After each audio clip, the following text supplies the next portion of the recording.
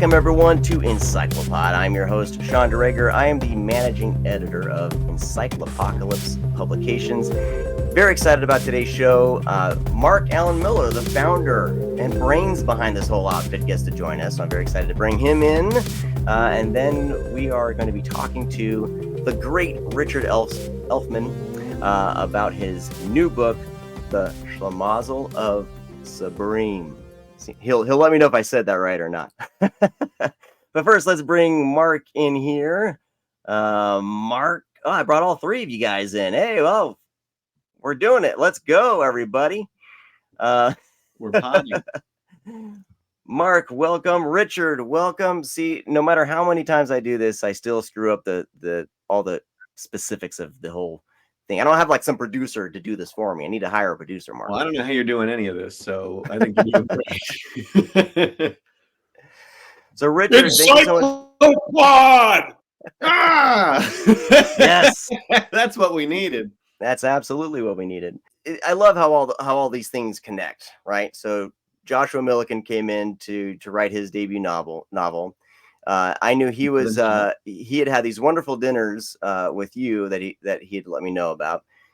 He mentioned to you, he helped connect us. Mark, we all went out and had a little meeting over at Richard's, and it was wonderful. And in fact, I think the last 15 minutes of Josh and I's conversation, we just talked about Richard's cooking. well, I mean, why would you talk about anything else once you've sampled Richard's cooking? Well, I call myself a refined Neanderthal. I grill anything that walks, swims, grows, or flies, and I cook for my cast and crews. Yeah, you and you ran a food magazine as well. Is that right? No. It was Culture and Entertainment. Culture and Entertainment. Oh yeah. But you are a chef of some renown. Well, I over the years I've been a food and wine writer, among other things. That's what I'm thinking of. Yes, the food and wine writer. But that was Buzzine, which was print then online with the Bollywood sister site. But it was Culture and Entertainment. You know that I produced 250 red carpet and celebrity rock star interviews. Namely, A-lister, I got them 2, 3, 4 times. That's amazing. That I did not know. And every conversation with you is a wealth of brand new facts. Just when you think that's it, it just keeps going. I've been around a while. And you've done so many amazing things. You've lived, 17 fascinating lifetimes. A portrait in my basement gets older and older. And thank God, because the movies get better and better. Absolutely. Thank you. Richard, I wanted to ask you this, and then we can go into more about your background and all the varied things you've done. I mean, like Mark said, it is incredible. You are a man of many talents, and This is why we brought Richard Elfman on. What I want to know is, off the bat, is what compelled you to add author to all the feathers, all the golden feathers already in your cap? What made you want to pursue writing pursuing a novel? Well, I've been writing as a columnist, going back forever, and writing screenplays forever. And with Schlimazel, I started it as a screenplay, and I said, "What the fuck? Can I say fuck on the show?" Oh yeah, absolutely. Let's do it as a novel, and we can get into their heads more and use a narrator. And so I went from film to novel, and then I've got 2 other scripts that you guys have, Dream Girl and Trio, that were scripts that we're novelizing right now. But it's the same 3-act story structure. Yeah. It's when people ask me, like, how do you write screenplays? Start reading classic novels. Mm-hmm. Very much so. Yeah. And watching classic films. Says the son of an English teacher. That's right, to Blossom. I think we should dedicate this episode to Blossom. Blossom Claire Elfman, English teacher, and went on to publish 16 novels, 2 Emmys post age 50. How do you like that? Yeah. I'm that's my trajectory. That's the one I'm aiming. Yeah, and then with Buzzine, she was my literary and theater editor And God, she did all kinds of interviews. Salman Rushdie, great people. Amazing. Yeah, she was an amazing lady. The Elfman lineage, is vast. The dynasty grows. Your niece Molly is an amazing director and producer now, right? Yeah, so talented. Yeah. There's the talent is in the very veins that courses through all Elfmans. Well, thank you. Absolutely. Am What I I love pronouncing about- it right? Elfmans? It's the plural Wait, of that's right. Elfman. I was going to say, there it is. There it is. Has to happen. Okay, What I so love about- Schlimazel comes out, Yeah. November 25th? You can pre-order it now. It's It actually might be the 22nd, I believe. Oh, even sooner. Yeah, so this is everyone's watching this on Monday, so it's out tomorrow, everybody. Yeah. this is kind of Fiddler on the Roof meets Fearless Vampire Killers. Yeah. Which is it. If I had a dime for every time someone pitched me that idea, let me tell you, I have to know what was the inspiration. Like, where did the idea for that story even come from? Yeah. And I don't know. I'm trying to think. It's What was the entry point? Well, probably when I was born in Watts, and the only other Caucasian family on the block were these hillbillies, and their little kids, Dale and Danny, would beat me up for killing Christ, and I didn't even know who Christ was when I was like 3.5 or 4. No, that's not the basis of it. It's but we do have Schlimazel is a poor young man in this little village in the Ukraine, and he's like set upon by the peasants and everyone, and he couldn't be more oppressed. And then when he falls in love with the pretty innkeeper's young daughter, Ludmilla, things really get complicated. Beaten within an inch of his life, thrown into the snow to die, and the black coach pulls up with this beautiful lady who not just bites him on the neck, but takes out her breasts, makes a little cut, and suckles him like a little yarmulke child. And that's so he becomes a vampire. Oh. Yeah, and he gets Ludmilla, goes for revenge, but he wants to change back into a human. Okay, so we've got a little bit of a story there, and it's fun. Yeah, fun. I was laughing. I was laughing the whole time I wrote it. I mean, I was drunk also, but I was still laughing.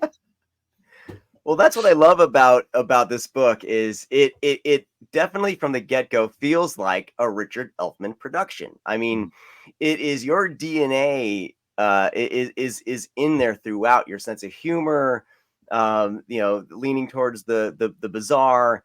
It feels it's right in line with any of the films you've done. It's absolutely unlike any vampire story I've ever read. And what I love about the humor is it's there, it's wacky, but there's also like it's a real vampire tale.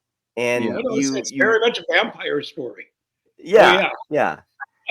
And it's not trying to be a spoof or anything like that. It absolutely is. It's just a lot of fun to read. I mean, Mark, you helped read through it for when we were in the editing process. I've read through it a couple times, formatting it, and just always a blast. Yeah, it never gets. I'm so glad other people 10 times at this point, and it never gets old. Not to mention the love triangle between Schlimazel, Ludmilla, and the Countess. It's very complicated. No spoilers, please. Who are you before you were the Countess? The Count. Yeah. We hit every angle, folks. No, it's fantastic. It delivers on comedy. It delivers on gore. It delivers on exploitation, but also built using a classical framework. It's such a fun book, and I'm very excited for other people to read it. We're finally going to share. I had too much fun with it. So is that a process you would recommend for your fans? Grabbing a bottle of, vino or something and just hammering away? Or stronger. Why wine? Why are we going so low? It's a great point. My bad. No, not for you kids, of course. Not for you kids. Wait. I didn't start smoking cigars till I was 13. I waited. Didn't start drinking till I was 15 when it was an all black league, and I was a state track champion, which helped. And my first track meet, I was given a case of Johnny Walker Black. Oh yeah, there you by go. my homies, a brand I'm still partial to, and I use when I'm writing as a tool. Does that assist in when you're running? Does that help? Well, after I'm running. So you celebrate. It depends what you're running to or running from. That's a good point. And there were many of both, and there still are. Even at this age, that's good to know that there's always something to wake up and be afraid of. Yeah. I tell you what it is. Boring, off-the-shelf mediocrity. That unoriginal art. Absolutely. I'm not afraid of AI. AI is never going to replace artists doing original creative stuff. The stuff that it might replace should be replaced anyway because it's off the rack. I don't mean off the shelf, like off the rack. We want originality. Yeah. And this is exactly what we've delivered for everyone that's ever watched Fiddler on the Roof and thought it's good, but where are all the vampires? Yeah, we're finally there. It is. So here's the cover for our people watching the YouTube. It should be straightforward. It should be not mirrored. I don't know if it is. I apologize, but I did want to talk about your brilliant artist. Speaking of AI can never replace artists. I mean, this cover. This cover, when I saw it, my jaw hit the floor. Is gorgeous, and I'm gonna butcher Yannick's name. And as with any Richard Elfman, contemporary Richard Elfman production, it stars Bodie Elfman, as you can see on the cover. Well, he was. But, I was thinking of him as a Schlimazel. It's just what I think of when I think of Schlimazel in Yiddish is a guy that shit always happens to. Yeah, it's a guy that's always set upon, right? Born under a bad sign. There's a Schlimazel and a Schlimazel. Like Schlimazel, which is Schlimazel's brother, falls off the roof and lands on Schlimazel. So that's kind of the relationship between Schlimazel and Schlimazel. I'm going to mute. My cat is being... Oh, you're fine. So I wanted to ask you, Richard, about working with Yannick Bouchard. Bouchard? Did I pronounce his last name correctly? Yannick Bouchard. Bouchard. There you go. French Canadian, does all my covers, does all my film art. Yeah, guys. And that was like a non-negotiable when we were first talking about the book and the cover. It was like it had to be Yannick, and I see why, because his attention to detail and like. I've been following his Instagram, and the stuff that he's working on is just absolutely incredible because, I mean, you just want to grab the painting. My hands are in. Well, I'm running his art campaign. Don't panic. Call Yannick. There you go. When did you meet? Yannick is brilliant. When did you meet? He lives in a little town in eastern Canada. I've never met him, but I think he's done like 6 films and covers for me now. Yeah. Wow. When did you meet Bloody Bridget, right? Him? Like, yeah. Pardon me? He did Bloody Bridget. Yeah. He's done the new Forbidden Zone. He's done Aliens, Clowns, and Geeks. There were some older films of mine that he did the covers of that I had nothing to do with, and that's how I found him. Like Modern Vampires, he did the cover. Really? I said, boy, who did the cover? Well, this Eastern Canadian guy, Yannick Bouchard. and hook me up, man. But anyway, the cover's important. But what's in between the covers, maybe even a little more important. Absolutely. Or under the covers, but we won't go there. Right. You may. Or maybe we will. Honey. This podcast has known to get saucy.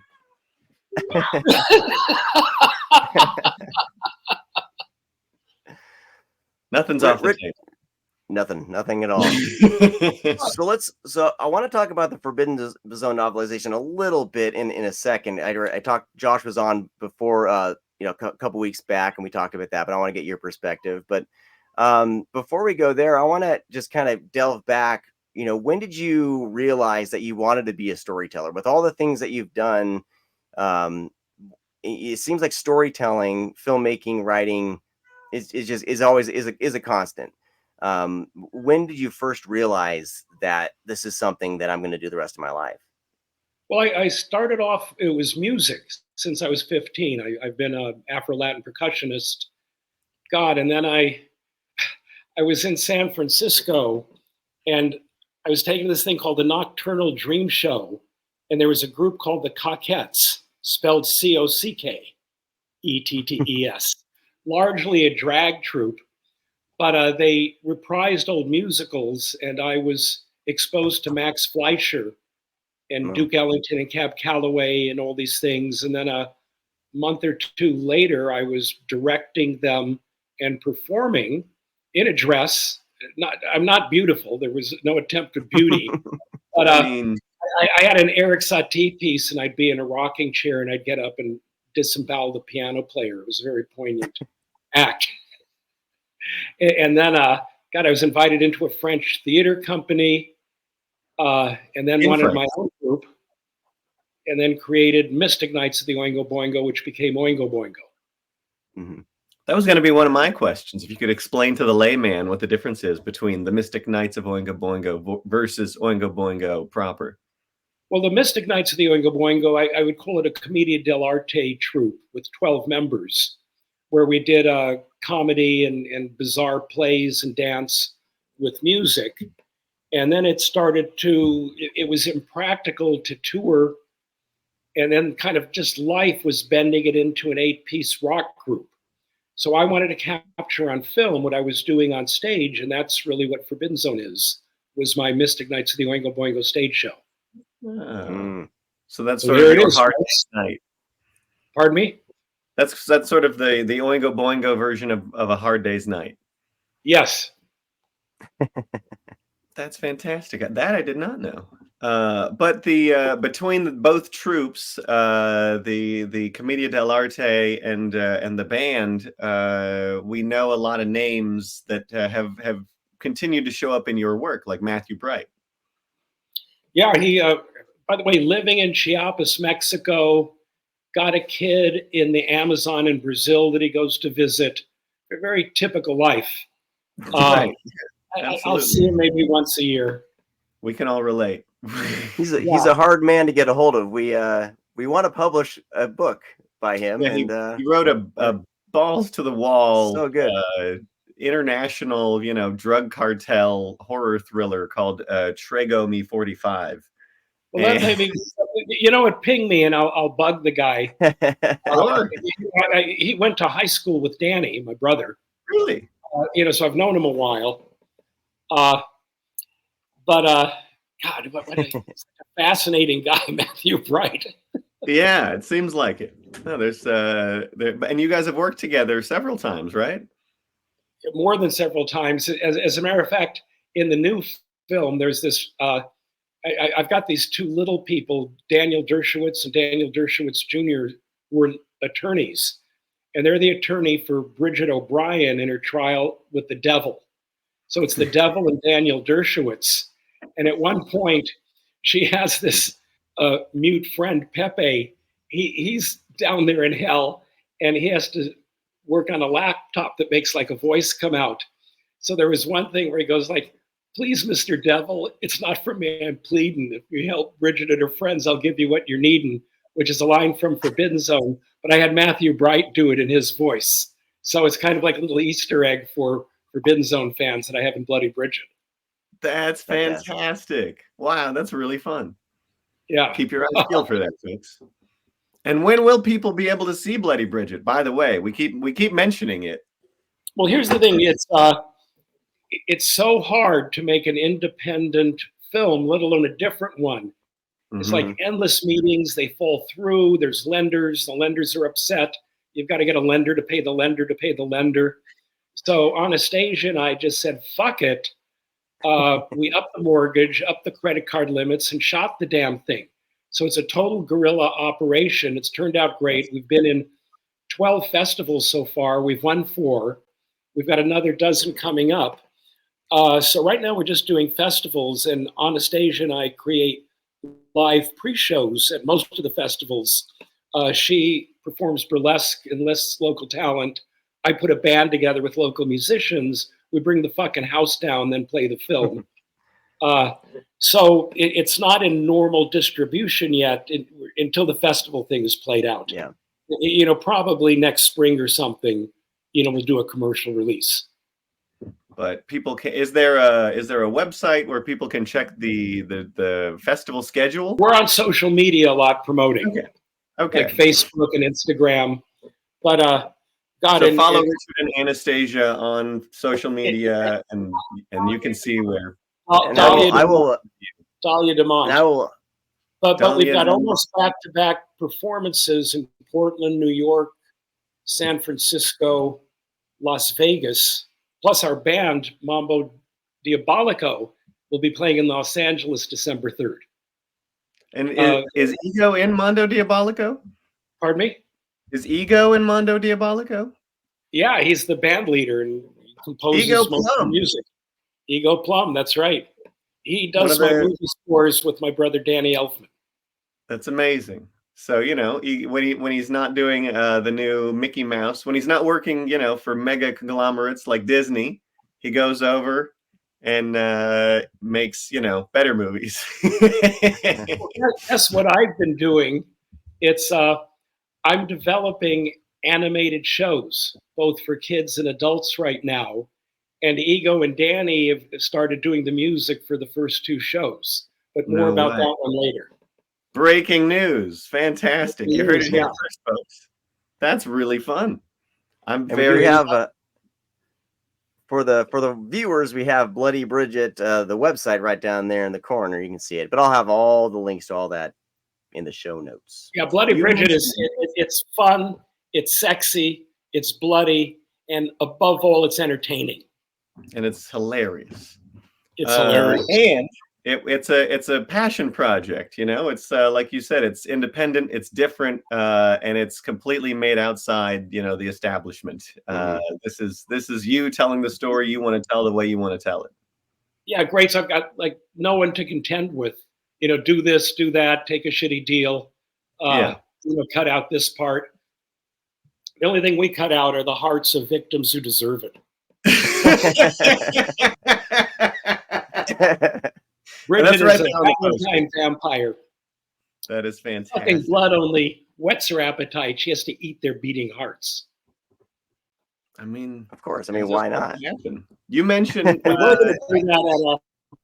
we were going to do a little bit of that at Dark Delicacy, but they didn't want us to get blood all over the floor.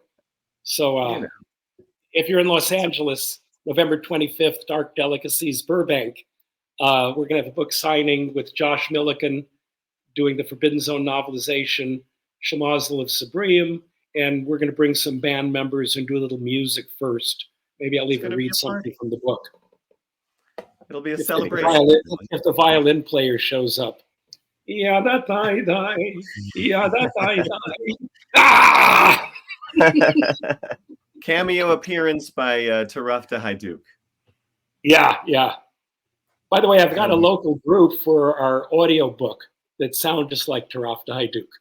Really? There we go. Yeah, we're going to give it up. Danny's helping me with a little musical soundtrack for our audiobook. Yes, there will be an audiobook, folks. Yeah, and we've got some interesting names who are going to be voices that I can't disclose yet, but you're going to be quite pleased with some of the names we're going to have as voices. It's going to be really, really fun. And so I wanted to dive. I found a segue. You had mentioned working on family entertainment, but this would not be your first foray into family entertainment. Is that correct? Well, I did a ABC comedy horror series, Bone Chillers. Yes, that's what I'm talking about. That was fun. It just went for a season. It actually did well. It was killed by network politics, which is something else. But I did that with Adam Rivkin. That was a fun series. Howard Wexler, who's my DP today, last 2 films, was the DP on Bone Chillers. So you find people you like to work with, and then you bring them with you everywhere you go. That's right. That's fantastic. That's kind of how we work, Mark. Yeah, tenacity and loyalty, 2 things you rarely find in this town, you know. So it's 2 of the reasons we love you so much. Well, the love is mutual, gentlemen. Oh, well, thank you, sir. Richard, you're the best. But Bone Chillers was so much fun. I would kill for a Bone Chiller story. Can we get a Bone Chiller story on the air? Is that? Yeah, I've got a good one. So it's ABC TV, and sometimes they'd spring like personalities and celebrities at the last minute. So I've got Vincent Schiavelli. He was in Ghost. God, he's this very unusual face, but he was also an Italian chef and food connoisseur with a food book from his native Sicily. So I didn't know till the night before that I've got him, and I've got to dump 12 gallons of chocolate on him, then walk him across the lot for the blue screen shots. So I've got to spring that on him. Okay, so Stanislavski had his methods. Richard Elfman has his methods. So we're there on the set, and I'm going, okay, Vincent, I'm going to have to put 12 gallons of chocolate on you, and you're going to be in it for about an hour before you get to shower. I know you've got this cookbook, and here's the village that your family comes from. I snap my fingers, and my son comes out. This is the cheese and saucisson from your village. If you could just tell me how this tastes. And he's kind of a little curious. Boy, that's probably making you thirsty. You were born in 48. Can someone get me a 1948 Barolo? Snap my fingers. Now he's got a big smile. This thing cost me I think half my salary that week. Okay, so now he's getting in a better mood. Okay, so here's the Richard Elfman method of directing. I want to know how the wine tastes before and after the chocolate hits you. So now he's had a glass, and he offers one to me, and I look to the ABC execs, and I go, of course not. I don't allow alcohol on the set. So that's a Bone Chiller story. That's fantastic. This is better than I hoped for. Wow. Yeah. I mean, that's a great way to keep your cast happy. Well, I cook for my cast and crew at the end of every week. And then when we wrap, we don't just cook for them, we put on a show. And you've been doing that as far back as Bone Chillers? Bone Chillers, I cooked for them, but I didn't put on the show. But I would have my barbecue grills at the end of every week. Wow. That's so fun. And how do you know Adam? God, we had the same manager at one point. And he was the one that created Bone Chillers. Very talented guy. Yeah, fascinating. He's one of those, Forrest Gump types. That's he's like everywhere. Whatever significant, movement happened, he was always there. He was always there somewhere. Yeah, Adam.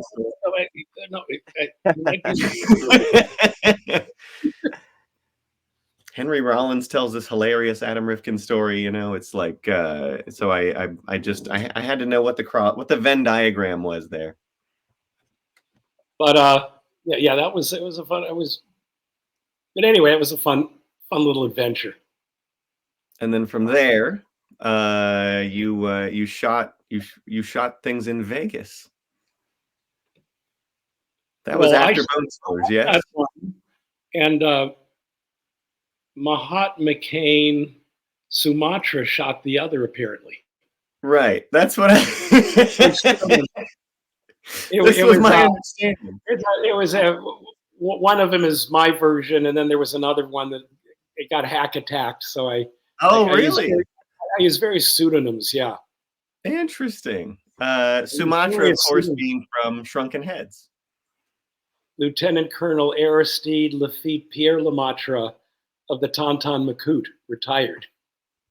That's right. That was a Matthew Bright script, Shrunken Heads. There we go. Let's see, the crossover continues. Yeah. And I'm sure, you know, everybody watching this is a Shrunken Heads fan. I would bet the, you know, the house. I would bet the farm on it, as they say. Not exactly the film I wanted to make, right? But it's still a fun little film. It's still a fun little film. It's really fun. It's again, you know, very, very cliche plot line, of course. Story you've heard 1,000 times about a bunch of kids that get murdered and turned into you know, sentient shrunken heads that can fly. Oh yeah, very typical. Yeah, that trope again. That whole story again. That old trope. Well, it only gets complicated because Tommy is still in love with Sally. Sally. Oh my God, Tommy, what happened? Sally, will you embrace me? But how, Tommy? How? And a little head snuggles between the bosoms.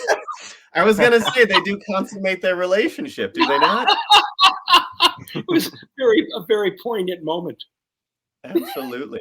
Sally, let me be close to you. Like, you know, one of the most erotic scenes in cinema history.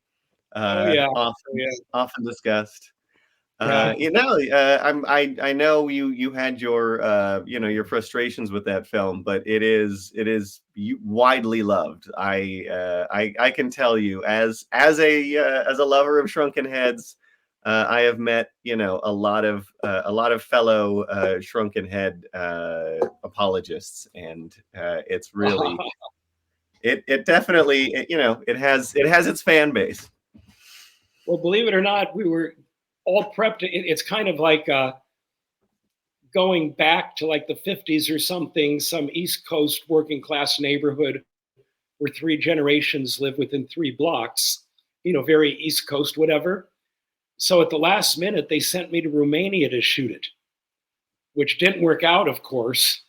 But boy, did I hear great gypsy music. That's what's important. You got the local flavor. Did you have any wine? We ended a bit. We ended back on the New York streets of the Paramount backlot where we started, but that's another adventure altogether. New York by way of Romania, of course. Yeah. And you had to replace Sumatra. Is that right? Pardon me? You had to replace the actor playing Sumatra? God, we had Screaming Jay Hawkins. I was going to use his theme, bump, bump, bump, bump. You know, like I got a spell on you. But he was a good guy, but a little problem, like memorizing the lines and stuff. And the producers replaced him. Told me after the fact. Oh, really? But, that I didn't know. The replacement was fine. God, what's his name from James Bond? He's great. Yeah. He was good. He was good. So it worked out. It worked out. That's fascinating. My daughter loves Screaming Jay Hawkins. Yeah. I met with him in Paris, brought him over, but they fired him on day 3. It kind of broke my heart. That's a shame. So the beginning of one of many frustrations. Yeah, although Bloody Bridget, we didn't have those kind of frustrations. Exactly, because you did it yourself. You maxed out the credit cards and you did it yourself. Damn straight, yeah. Next time I max out the credit card, buy those books. Look, buy those books, kids. Buy those books for the dozen. Buy 100 books. I'll autograph them. I'll autograph every one of them. Christmas is around the corner. They're great stocking stuffers. Absolutely. Let's chat a little bit. One of our shows was just in Texas, and I had too much to drink during the Q&A, and I said I'd autograph anything, and was given 4 asses to sign, not to my wife's delight. But to the delight of your listeners. Yeah. I'm not going to do that again. I mean, you had to sign them. It would have been rude not to, right? Yeah.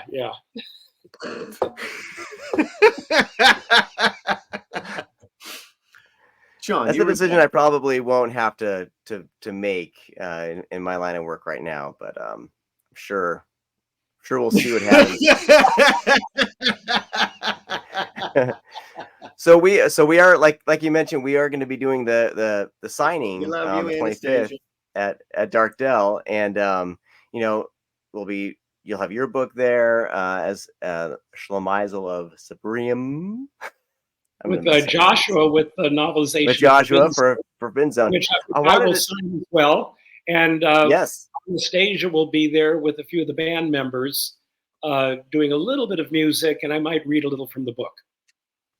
So I wanted to ask you about the Forbidden Zone novelization, because when Josh pitched it to me, I was like, how are you going to novelize this? Because it's in my brain, I was just like, I just don't know. It's such a visual film. It's such a just a bizarre fever dream of a film. But he managed to crack the code and figure it out.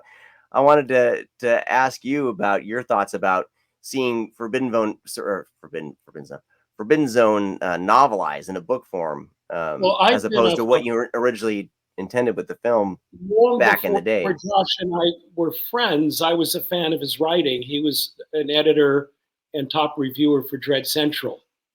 So I was already a fan. I mean, the guy's a pro as a writer, knows what he's doing. So I had complete faith in him. I told him, don't worry about having every little, if the guy gets up from the chair and walks to the door, whatever. Yeah. Just have fun with it, go crazy. And he does a great job. Yeah.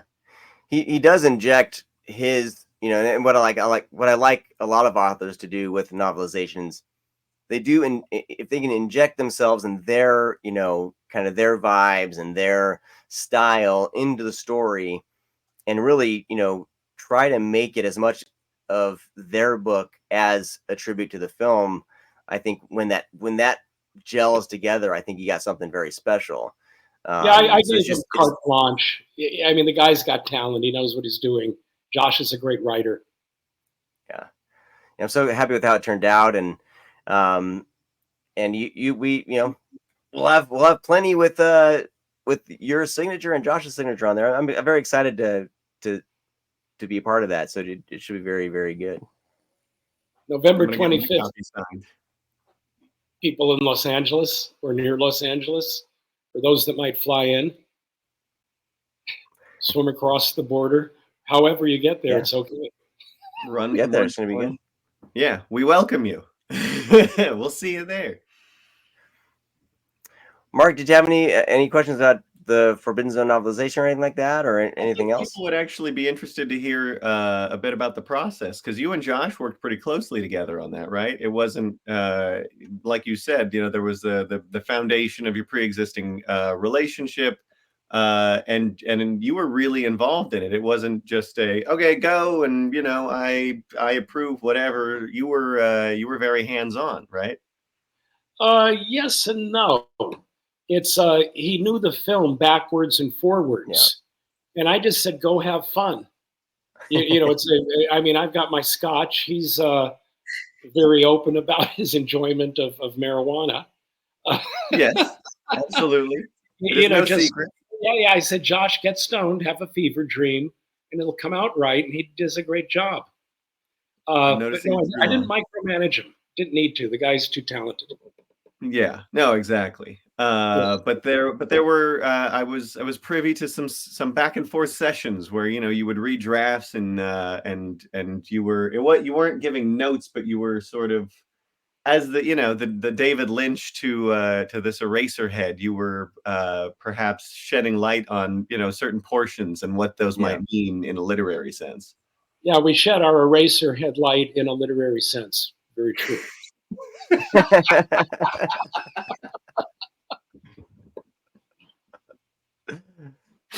There it is. That's the There quote you of the go. episode. Yeah, yeah. Well, I do love the fact, as with Schlimazel and Forbidden Zone, and with the other things you're working on, like you said, with taking a script, which is a very different form of kind of getting a story down, and being able to add in motivations, internal dialogues, internal motivations, really enriches a story, and that's something you can't necessarily do. I mean, it's a different way of doing it in film, Yeah, and I found it very refreshing to have that. yeah. I could go as deep in the head as I want. Mm-hmm. Did you find that to be like more freeing as you were, as opposed to sitting down? Oh, I'm gonna write a script. Here's all this, and you have internal motivations. You can put that in there, but much more freeing. Much more freeing because with yeah, the script, I'm always thinking about the budget, how to shoot it, yeah, all of those factors.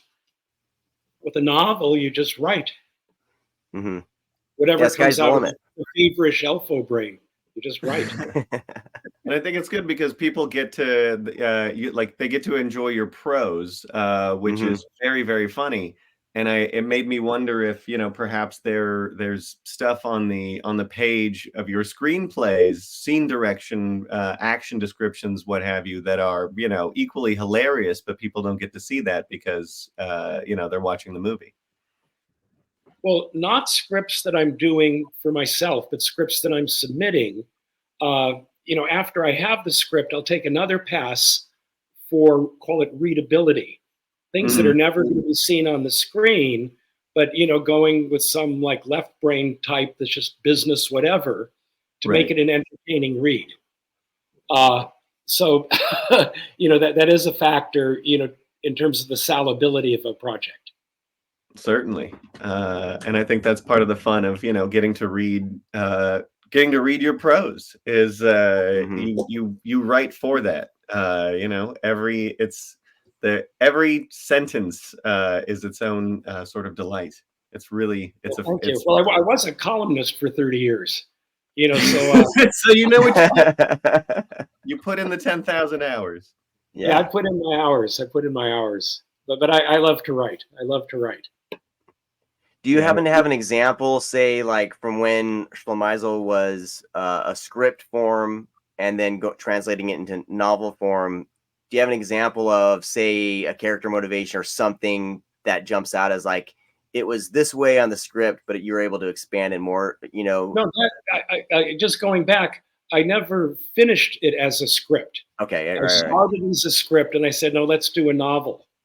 Dream Girl and Trio are scripts that were novelizing, but that was a little different. But Schlimazel, I started writing a screenplay and said, screw it, let's just write a novel. Okay, because you were already just like, this would just be better as a novel. There's just so much going on. Boy, does he give it to those town folks. Yes, he does. Read the book and you'll find out what he means.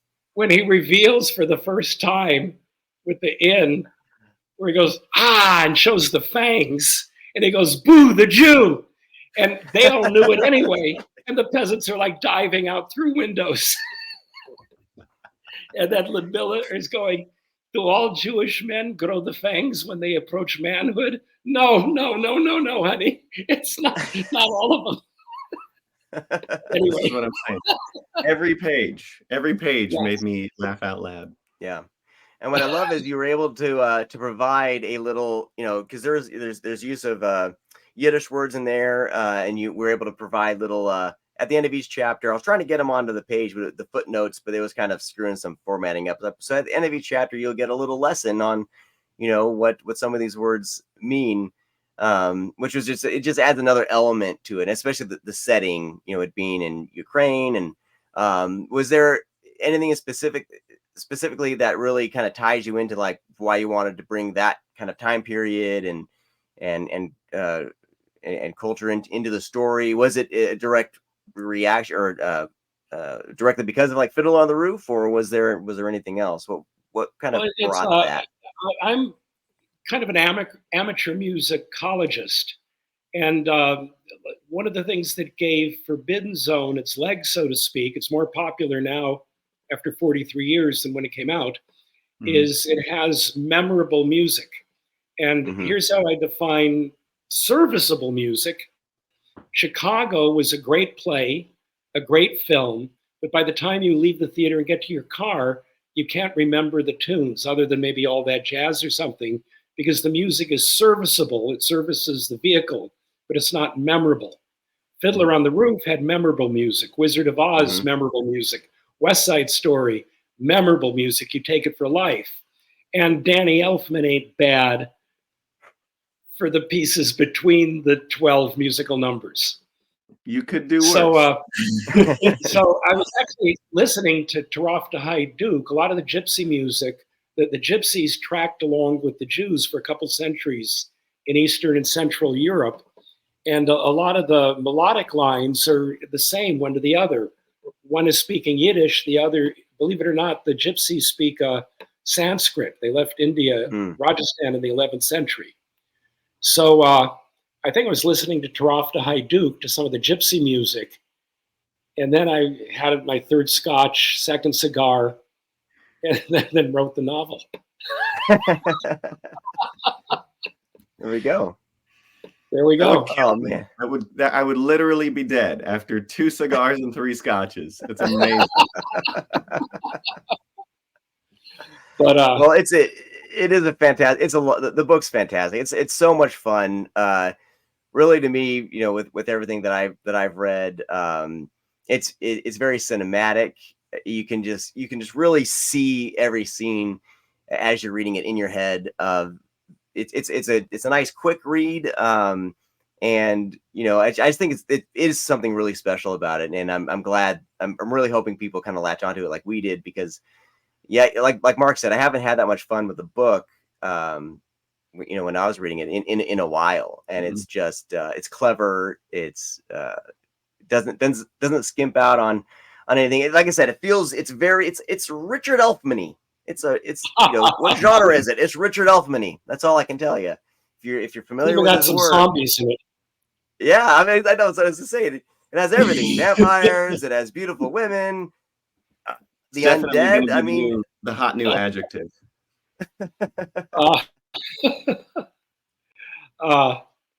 And the rat, but we'll tell you about that one later. And the rat. We'll say that as a surprise. Absolutely. I mean, you can grab it from us over. Rabbi. The Teenage Mutant Ninja Rabbi. That's the spinoff. Yeah, it is. It is. I mean, I immediately was like imagining him as Splinter, but not from the new Ninja Turtle stuff, from the original film, like not the cartoon, but the 80, like what was it, 88 or something, the film of that was Splinter the Rat. I gotta say, there's a little bit of inspiration there. Well, it's there. It's great. Thank God. We have a few minutes left here, but I'm gonna put the website back on the screen, so you can go right down there at the bottom, EncycloPocalypse.com. You can grab the book there. Schlimazel of Sebreim is available everywhere that sells books: Barnes & Noble, Amazon. Go to your local bookstore and demand it. They can get it in there. Bookshop.org has it, so it's available. You can grab it anywhere that you can grab your books. But I did want to close out. Come to Dark Delicacies in Burbank, Saturday, November 25th. Hear me read a little bit, and I'll be there with Josh Milliken, him and me, signing Forbidden Zone, the novelization, and the Schlimazel of Sebreim. Absolutely. But it wouldn't be a Richard Elfman show if we didn't talk a little more about food. And you know, when Josh and I talked about this last time, but it's, you know, when you were you know, cooking for us in your beautiful home, and I was shocked. I didn't realize you were going to be actually working with the coals the way you were. I mean, putting the meat right on the coals and everything. And I wanted to just talk. What's your experience with that primitive fire cooking? What draws you to that? because that's a whole other level of cooking. I'll slap some steaks on a grill, but I mean, this is like next level stuff. I don't know. I think I've got a lot of Neanderthal DNA. But simple answer. I mean, we covered the amazing chef skills. We've covered the amazing musical skills, the writing skills, raconteur. There's no one quite like Richard. I just want to know.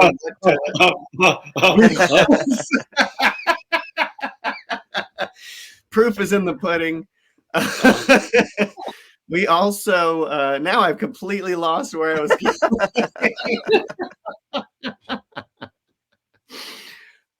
I just want to know. Oh yeah, no, that was it. We also, have cemented very, very, I think, great advice for any struggling writers out there.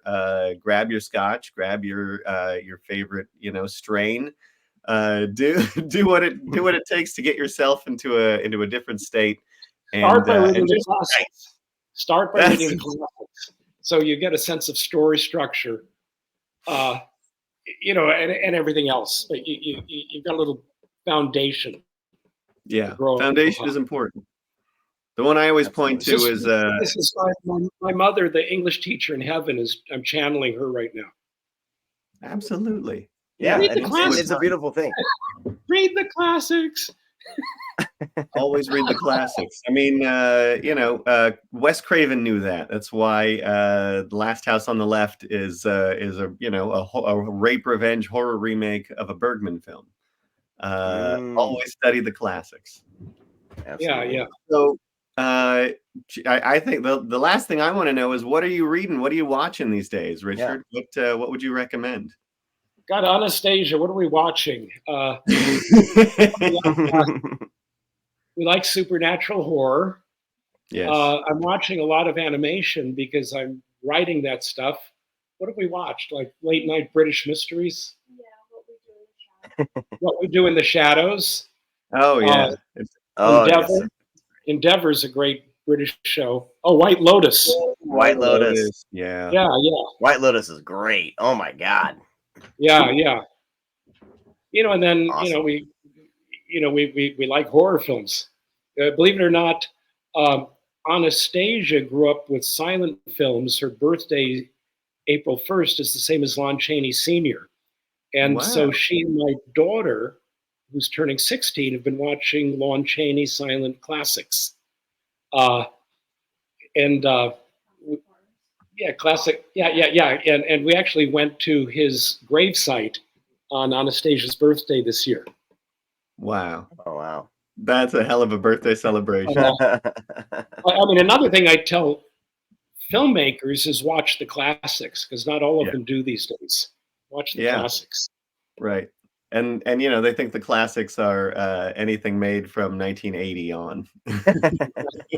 Exactly. Right. Go back a little bit further. That's I'd say bring up the website one more time. We got BloodyBridget.com. Go there. And look for Richard Elfman, Anastasia Elfman, Dahlia Dumont on Facebook, Instagram. We're there. Check out the tour. Go see Bloody Bridget. Yeah, come to Darkdale. All that information will be in the text below the video or below the podcast you're listening to. All the links, all the information. Click the links if there's anything you're interested in, and buy some books. Go see some Richard Elfman movies. You will not be disappointed. And for $10,000, Anastasia and I will come home with you and read and act out the book. There you go. That sounds like a deal. That's a steal. Are you kidding me? It's a steal, everybody. I can't imagine you won't have any takers. Thank you, Richard. Man, that's Thank great. you for your time. Thank you. EncycloPod! And thank you all for watching and listening. We will talk to all of you next time. Hopefully me and Mark can just we'll sit down and shoot the shit. That'd be good to give everyone a little history of the publisher. And one of these days our schedules will absolutely help. Our schedule will crash together. Richard, thank you so much, good sir, and everyone, we'll talk to you next time. Thank you. Bye-bye.